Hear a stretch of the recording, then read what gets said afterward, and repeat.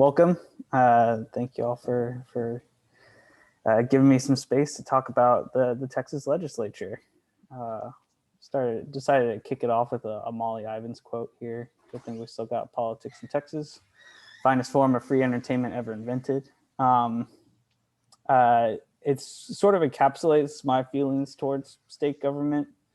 The legislature is a pretty fascinating entity with a lot of tradition and history, and is what I consider like one of the most dysfunctional bodies in human history.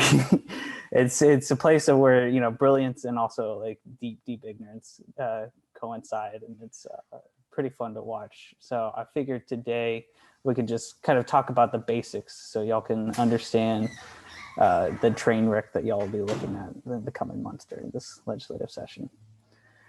So just a brief overview, and also at any point in time, if y'all have any questions, I kind of tend to drag on. So if y'all want to ask away, just jump in, and we'll see if we can answer them. So just a general overview of the structure of the Texas legislature. It's a bicameral body, similar to the U.S. Congress. I can't tell if there's questions in the chat or not, but if there are questions in the chat, can y'all just yell at me? We'll watch the chat. Thank you. So Texas House of Representatives is made of 150 members. They serve 2-year terms. It's led by the Speaker of the House, who is elected every 2 years by their colleagues. Generally about 40 standing committees that deal with the legislation that goes through their body. And the current ideological split is 82 Republicans, 67 Democrats. That you'll notice that math doesn't add up. There's still 1 seat to be filled. Texas Senate, there's 31 members. They serve 4-year terms, and those are staggered. They meaning like they get elected 2016, 2018, 2020. They're not all the same year. Their body is led by the Lieutenant Governor. I'm going to abbreviate him as Light Gov because it's a lot easier to type. And he's elected every 4 years during a statewide election. So he was most recently elected in 2018. They have 20-ish standing committees, and their current ideological split is 18 Republicans, 13 Democrats. The current Speaker of the House, his name is Dade Phelan. That is his real name. It's his first term as Speaker. He just got picked a couple weeks ago officially, but he kind of had the race locked up back in November after the election. He represents the Beaumont area. From what I understand, his family's name is pretty big in Beaumont, so if y'all are from Beaumont, y'all might recognize him. He's a former staffer. He worked in the legislature for a while, so he's very familiar with a lot of the inner workings and the rules and whatnot. And he was first elected in 2015. So he was really only in office 3 terms before he became Speaker, which is pretty quick moving up for a House member. The previous guy was in office like 20 years before he became Speaker. As powers and responsibilities of the Speaker of the House, he presides over the House chamber during session. He makes committee assignments. He picks committee chairs. That's a pretty big responsibility. He refers bills to committee. He decides which bill goes where. Normally, generally it follows what topic it goes after, but like he can report one that he feels needs to go to a different committee. Just because he wants it to go to a certain chair or a certain group of people. He selects the Parliamentarians, which kind of are like the referees of the House. And he sits on the Legislative Budget Board, which is a pretty big body that kind of produces all the budgetary documents for the state. The current Lieutenant Governor is Dan Patrick, former Texas Senator. He was in office as a senator from 2006 to 2014. He was elected Lieutenant Governor in 2014. The former conservative talk show host, and he rules the Texas Senate with an iron fist. Powers and responsibilities of Lieutenant Governor, you'll notice they're pretty similar to the Speaker of the House with some differences. Many people consider the Lieutenant Governor actually the most powerful person in Texas, not the governor, because in addition to all these legislative duties, he shares some executive responsibilities with the governor. But yes, it's pretty much the same thing as the Speaker of the House on the other side, provides over the Senate, refers bills, selects chairs, yada, yada. Any questions at this point? No, we're good? Okay, power through. So the legislative session, they meet every other year for 140 days. That's 140 days for 2 years of legislating. The session starts the second Tuesday of every year. So this year it was January 12th. It ends 140 days after that, which this year will be May 31st. And the other really important date to keep in mind is March 12th is the bill filing deadline. That's the last day either side can file bills. The main thing to understand about the legislative session is that the only bill that has to be passed every session is the budget. They're constitutionally required to pass the budget. It's a giant, usually like thousands of page document, and they're working with like $112 billion over the biennium. And they spend a lot of time on that. There's a lot of amendments. It's a big process. During the bill filing period, any representative or senator can file a bill on anything. If you wanted to legalize marijuana, you could file a bill for that. If you wanted to end daylight savings time, you could file a bill on that. Anything, and they do. Last session, 7,000 bills were filed. Only about 1,400 of them were passed, and 56 of those were vetoed by the governor. As of today, this afternoon, 1,500 bills have already been filed for this session, and that number will probably continue ballooning. So how a bill becomes a law. This is the fun part. So the way I laid it out here, I'm envisioning it started on the House side, but I'm going to go ahead and pull up a website that, so this is from the Texas Legislative Reference Library. It's much prettier than any way I had it laid out. So we won't go through the whole thing, but the general gist of it is that the bill gets filed, it gets referred to a committee. It either passes out of the committee or does not pass out of the committee. From there, it can be considered on the House floor, where it's debated, amended, voted on, killed, whatever. It's read 2 times on the House floor and voted on twice. If it passes the House floor, then it goes to the Senate and starts the whole process over, where it's read for the first time, referred to a committee, and it goes through that process. Hey Harrison, I'm sorry to interrupt, but yeah, go for it. If you're showing us something that's not PowerPoint, we're not seeing it. Oh, okay. Then I don't know how to fix that, but we'll just stick with the PowerPoint. We did have one question. John asked how many bills are assigned to committees. It depends on which committee.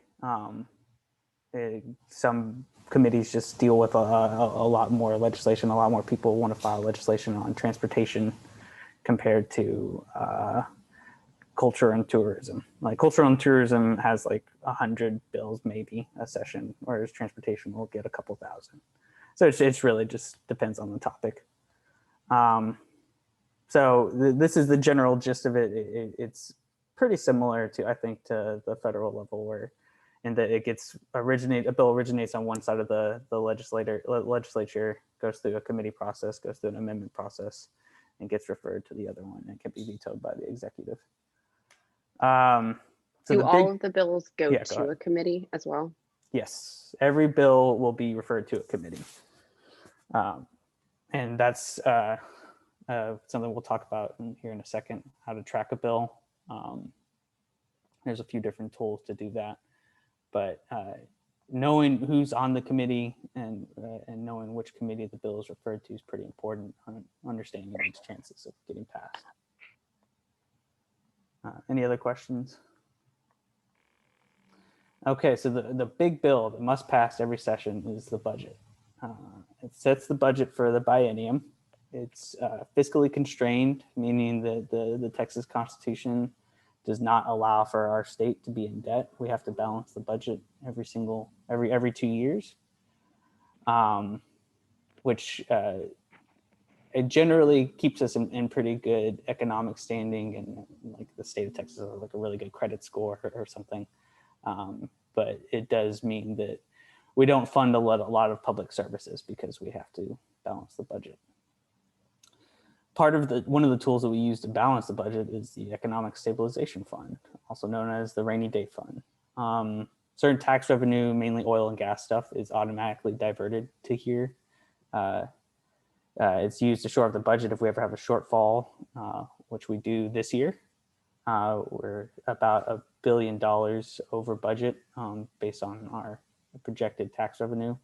So if we wanted to, we could dip into this rainy day fund to cover that budget shortfall.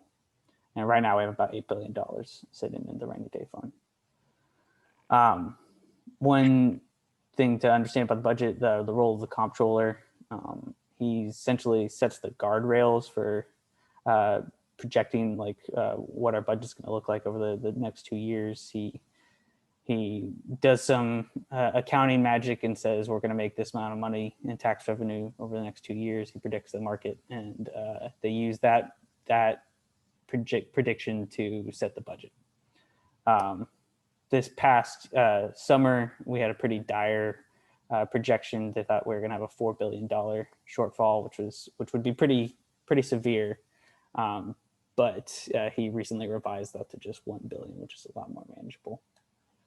So major issues we're going to be dealing with this session. Like I just said, we have a budget shortfall, so there's going to be a lot of debate on what services we need to cut, because that's what the debate always jumps to.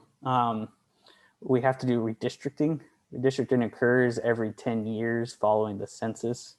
It usually gets pretty contentious, takes up a lot of time, takes up a lot of political capital.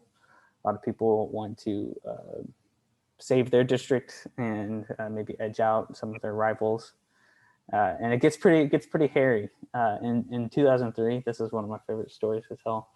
Redistricting got put off in the 2001 session. In 2003, in order to prevent unfavorable maps from being drawn, 50 or so Democratic House members fled the state.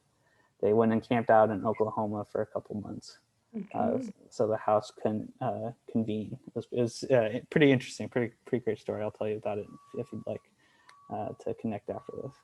The third thing we'll be dealing with is COVID restrictions. DPS, the Department of Public Safety, just made a rule that any visitors entering must take a COVID test. The other side of this is that it looks like the House and Senate rules are being set to where only invited testimony can testify on bills virtually. So essentially, you have to be invited by the chair of a committee to come testify on a bill if you want to do it virtually. Otherwise, you'll have to go do it in person, which with COVID is pretty difficult, especially if you have to take a COVID test beforehand. So those are the big three things to watch for this session that are going to take up a lot of time.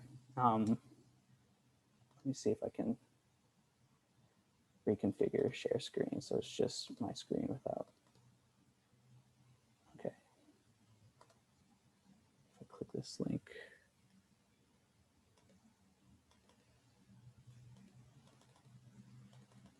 Okay, sorry. So if you want to watch Texas legislative session, there's a few different options to do so. The main one being, if you're watching the House Representatives, you go to their page, which is just house.texas.gov. You go under this audio video tab and live broadcast. Any committee in progress, any hearing in progress, it'll show up here. And you can also go and view the archives. Everything back to the 77th session has been recorded and uploaded here. And you can watch some of these. Hearings go pretty long sometimes, like this one went 5 hours. On the Senate side, it's pretty much the same thing.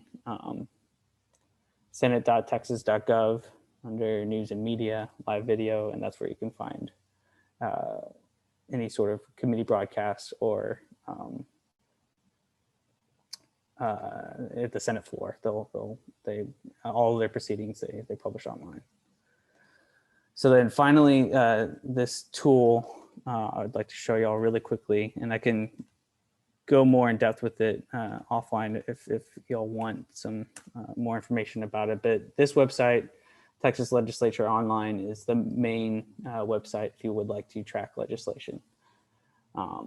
It has a lot of different ways to do so. The main one being the search function, this bill search. Essentially, if you would like to find a bill sponsored by a specific person, like if you're looking for a bill sponsored by Alma Allen, you just click her name, and then, sorry, the window's in the way, but you should be able to search it, and it'll show up. Here's all of her bills. She's filed 6 so far. If you want to go by topic or subject, select subject criteria. There's tons of different subject criteria, but let's say to see if anyone's filed a bill on barbers this session.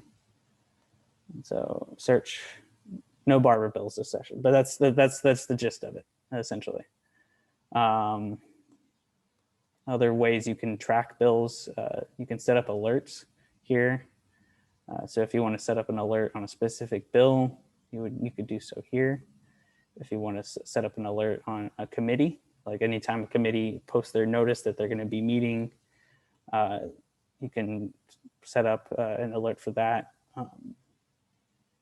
Yeah, there's plenty of different ways. So if you'd like to learn more about how to set up all these alerts, I'll give my contact information here in a second, and we can talk about that.